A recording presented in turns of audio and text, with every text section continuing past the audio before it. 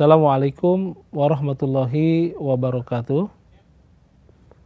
Hamdan syukranillah, salatu wassalamu ala rasulillah, wa ala alihi wa ashabihi wa mawalah. Pertama dan utama mari kita panjatkan rasa syukur kehadirat Allah. Alhamdulillah Allah masih memberikan kepercayaan kepada kita untuk bisa hidup dalam keadaan sehat di hari ini. Dan mudah-mudahan tanya sehat kita juga diberikan kekuatan iman Islam. Amin ya Allah ya Rabbal Alamin.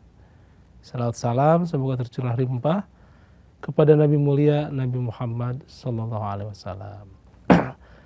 Pemirsa Kompas TV Jabar, alhamdulillah kita berjumpa kembali dalam program Lentera Kolbu ya, ngabuburit. Mudah-mudahan acara ini adalah acara yang membawa tak hanya kebahagiaan dunia, tapi juga menjadi saksi kebahagiaan nanti di akhirat. Setiap hamba akan menambah hadirnya kebahagiaan ya.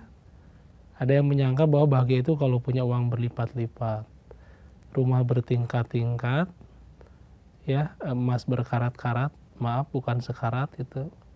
Kemudian memiliki keturunan dari keturunan ningrat ya, suaminya pejabat, makan yang enak-enak, katanya itu bahagia.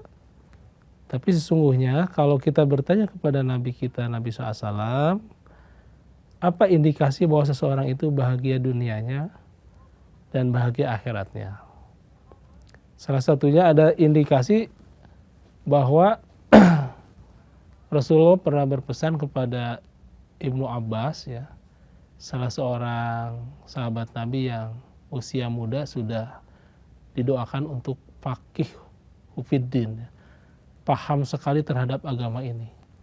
Dan hari ini kita bisa dapati tafsir Ibnu Abbas itu, di dalamnya ada satu indikasi ya, seseorang itu bahagia itu ketika katanya memiliki 7 hal.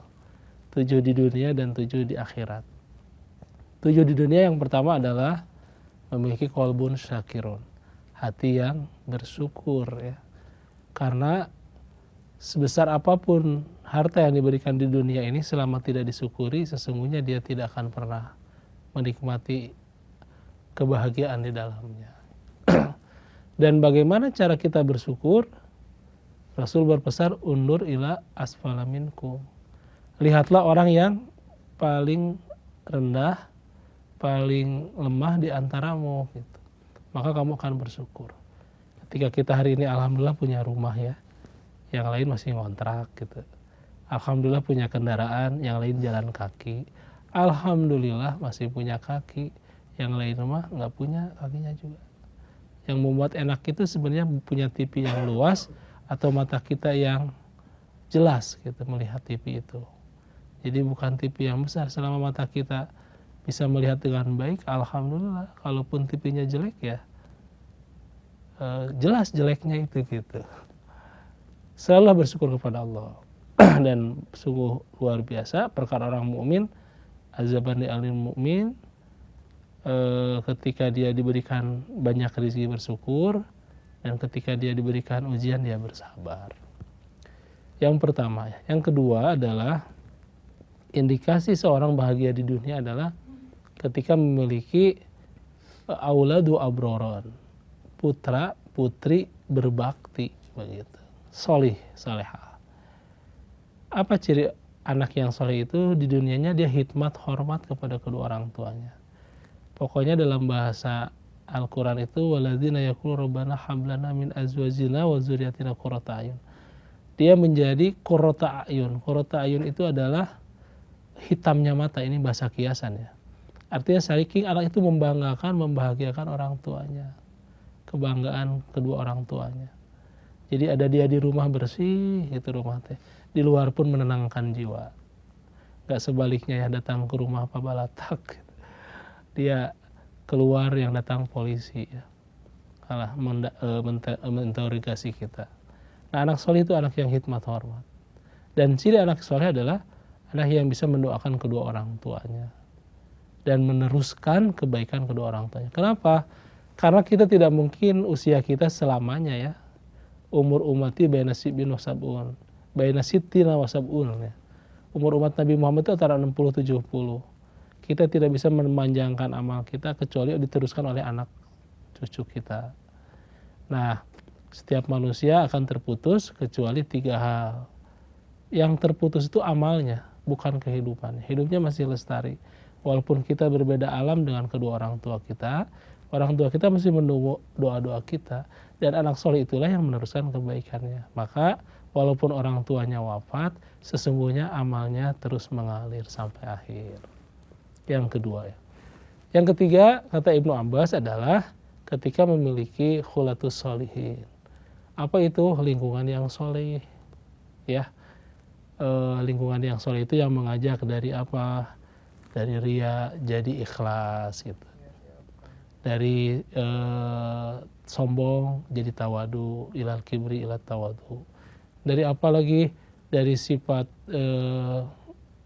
cenderung ke dunia jadi sedih kejuhud kepada Allah. Dari apa lagi? Dari permusuhan adawah ila nasihat, senang kepada nasihat. Nah, lingkungan yang soleh itu yang mengingatkan kita kepada Allah Subhanahu wa taala. Mudah-mudahan kita dipertemukan dengan lingkungan ini.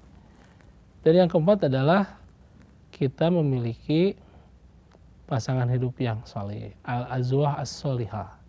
Ini hitobnya kepada akhwat ya. Karena sebaik-baik dunia adalah perhiasan dan sebaik-baiknya adalah wanita soleha.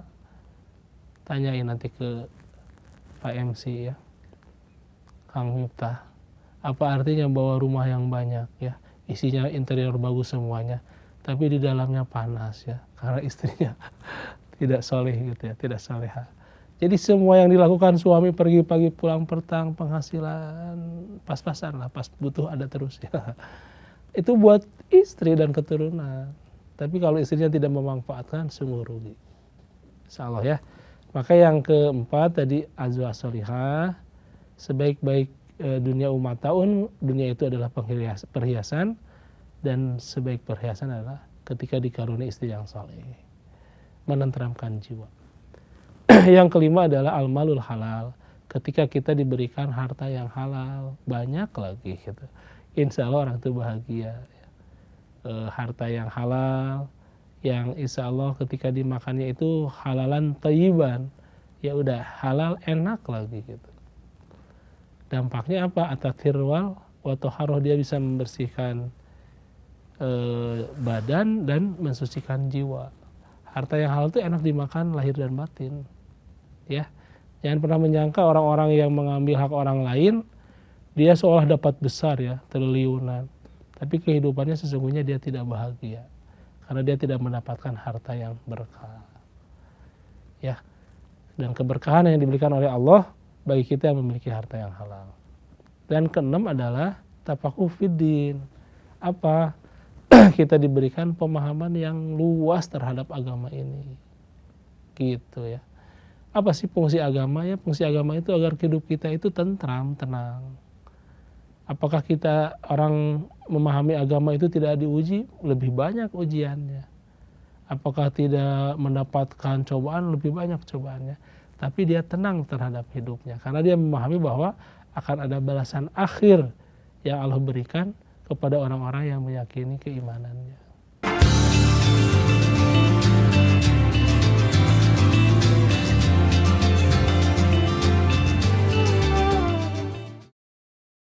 Mungkin kita pernah coba ya, ada saudara ketika minjem suaranya meni lagu nate enakeun gitu ya, sedih banget gitu.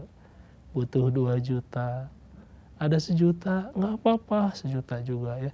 Bulan depan dibalikin. Ketemu bulan depan, alhamdulillah ketika ditagih itu ya, yang marah dia bukan kita gitu.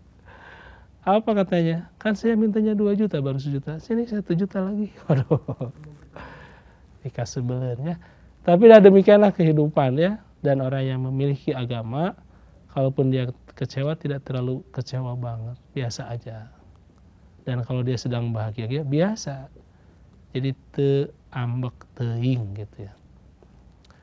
Pemirsa Kompas TV Jabar, dan mudah-mudahan kesempatan ini adalah kesempatan kita bisa memahami makna agama lebih luas ya.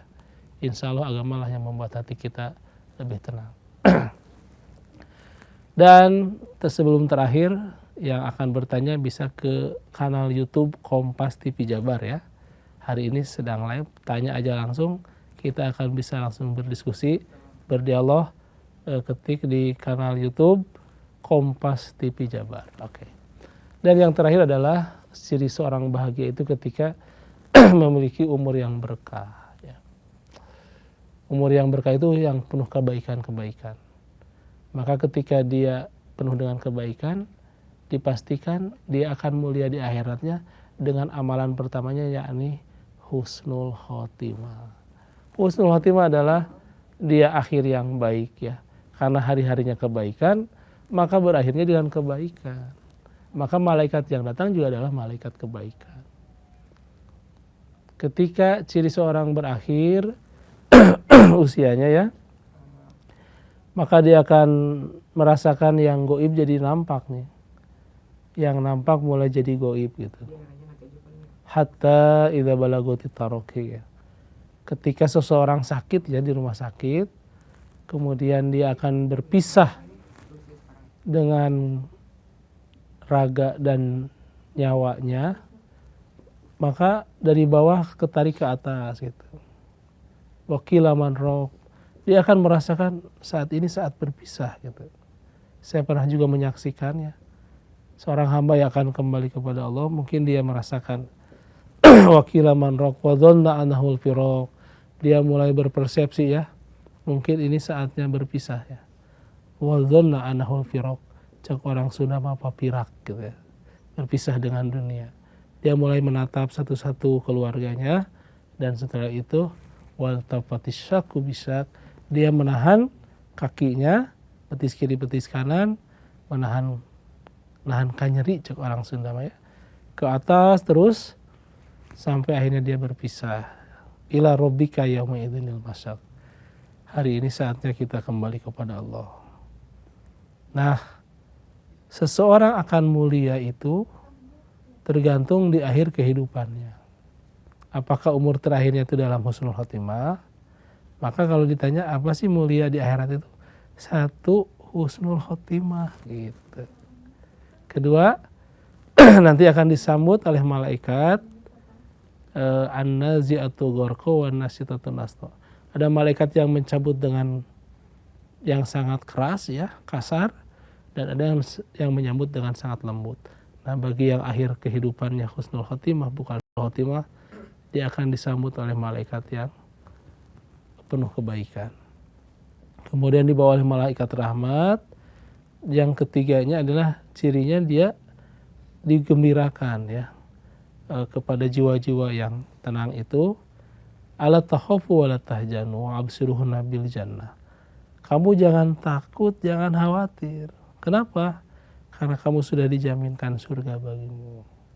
Jadi ketiga ciri mulia di akhirat itu, ketika satu sudah di husnul khotimah kan, dia diistirahatkan, dibawa ke tempat yang indah oleh malaikat rahmat, kemudian dia diberikan kebahagiaan dan langsung dia mendapatkan kebaikan surga. Dan tidak hanya itu, dia akan disambut di pintu-pintu surga oleh para malaikat seraya berkata, antum wa azwajukum tuhbarun, kalian dan keluargamu dibahagiakan.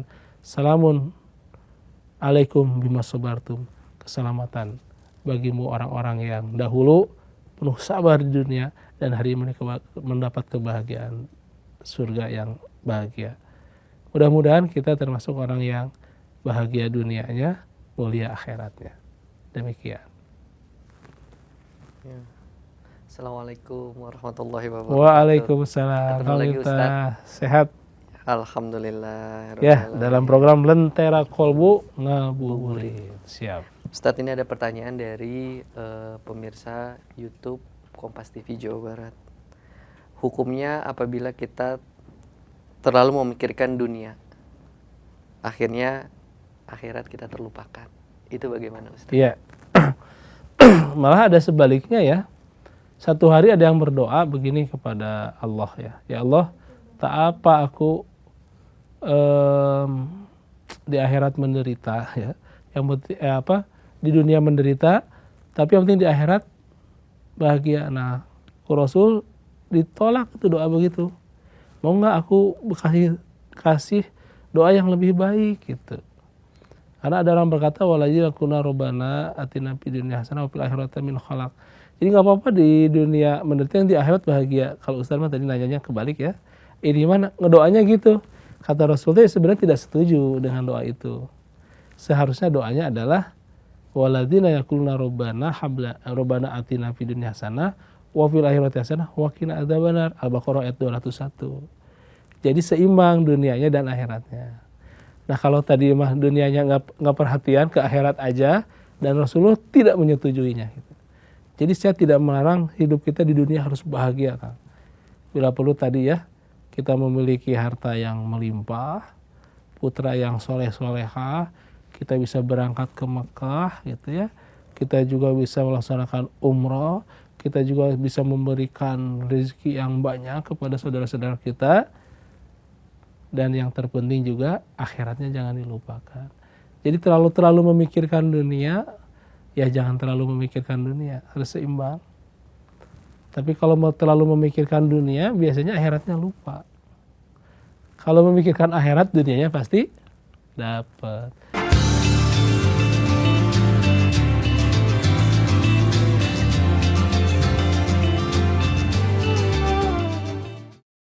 Kalau menanam padi, rumput jadi ya. Tapi kalau nanam rumput biasanya padinya nggak jadi. Kalau beli kambing, ya tambangnya dapat ya, plus rumputnya. Beli sapi gitu ya. Tapi kalau beli rumput nggak mungkin dapat sapi. Gitu. Jadi saran saya tetap seimbang, tapi pikirkan akhirat, dunia bakal pasti dapat. Sama satu lagi Ustadz, bagaimana caranya kita mensyukuri apa yang kita sudah dapatkan. Terkadang manusia sampai lupa, bisa jadi kufur. Iya. Setuju Pak Miftah ya. Jadi lam yaskur kasir malam yaskur qalil gitu. Tidak akan bersyukur yang besar kalau yang kecil nggak pernah disyukuri. Jadi biasanya syukur itu akan muncul kalau kita alhamdulillah ya Allah dapat baju baru, alhamdulillah, dapat tiba-tiba dikaruniai motor, alhamdulillah, ada kendaraan. Yang kalau ingin banyak dapat ya seperti Nabi Sulaiman. Harapan kita sih jadi Nabi Sulaiman apa jadi Nabi Ayub ya? Ya dua-duanya bagus ya. Awas jangan milih salah satunya karena dua-duanya adalah ahli surga.